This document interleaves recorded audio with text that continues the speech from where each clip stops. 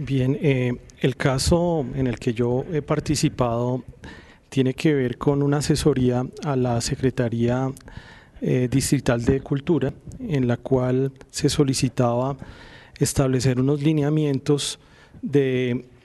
para poder definir las políticas culturales en la ciudad. Entonces, esta definición de políticas implicaba conformar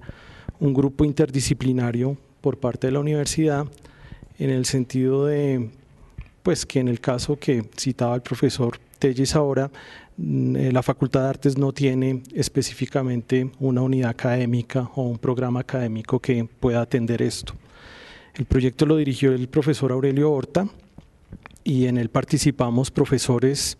y egresados de la facultad, la profesora María Clara Bejarano, que trabajó el tema de análisis de las políticas relacionadas con el POT. Danilo Romero asesoró la línea de intervención sobre lo que eran las estrategias de comunicación de la misma entidad distrital. Javier David Ángel,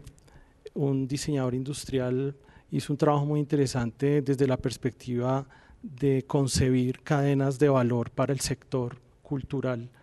en la ciudad de Bogotá, y Javier Augusto Mayor hizo un trabajo muy arduo de investigación en el marco de políticas relacionadas con las instituciones y los saberes que están implícitos dentro de cada una de estas largos procesos que definen la creación y la permanencia de una institución. En ese marco, la tarea que yo desarrollé, y pues para mí ha sido muy gratificante porque es la primera vez que se me permite trabajar desde la perspectiva de elaboración teórica, era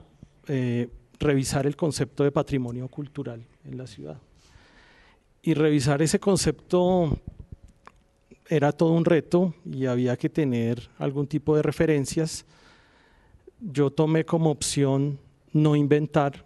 sino apropiarnos de una metodología que desarrollaron en el Centro de Estudios Culturales de la Universidad de Birmingham y que se constituyó por allá en los años 70 en el rector del tema del patrimonio cultural desde una perspectiva de lo popular. Entonces retomamos, y ese trabajo sí lo hicimos con el apoyo de estudiantes, la idea encarnada en un libro del profesor Raymond Williams, que es definir un glosario básico de términos del campo de las disciplinas. Y muy pensando bastante en esta perspectiva de equiparar los conceptos y no establecer per se una teoría, sino entrar a jerarquizar de una manera similar los conceptos, no discriminarlos de entrada. Optamos por hacer un glosario. Ese glosario hizo una revisión de bastantes documentos y concluyó con un glosario de unos 90, 95 términos,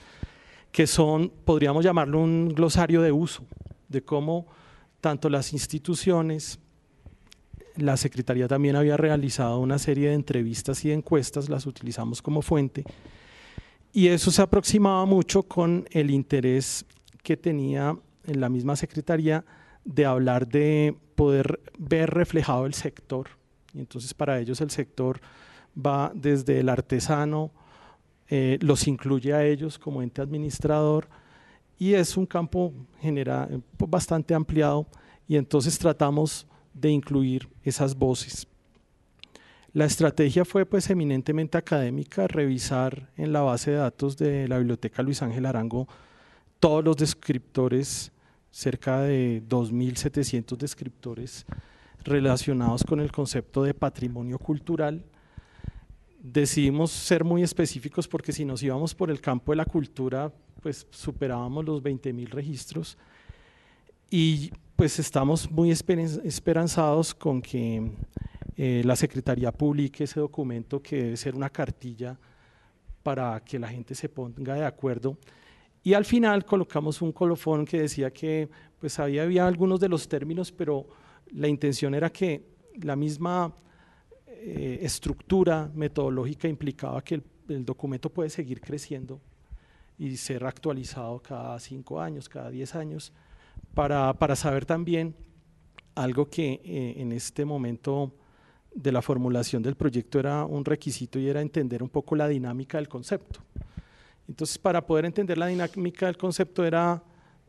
entenderlo desde una perspectiva histórica, que también encontramos cosas interesantes, coger el siglo XX y hacer una revisión que se llama de tipo cliométrico, que era saber quiénes decían y quiénes asumían el concepto de patrimonio cultural, quiénes empezaban hablando. Yo de alguna manera identifiqué y me atreví a ser un poco osado en el documento final, indicando que son los periodistas, los intelectuales editorialistas de comienzos del siglo XX quienes se meten con el concepto,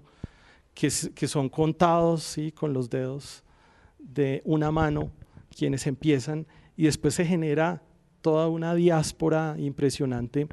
que tiene que ver con lo institucional, los años 68, 70, la creación de los institutos, la definición de las políticas de la UNESCO, la manera como el Estado colombiano asimila esas políticas, y hoy ya pues el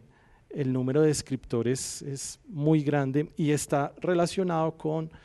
la participación de procesos educativos a nivel superior, universidades, tesis de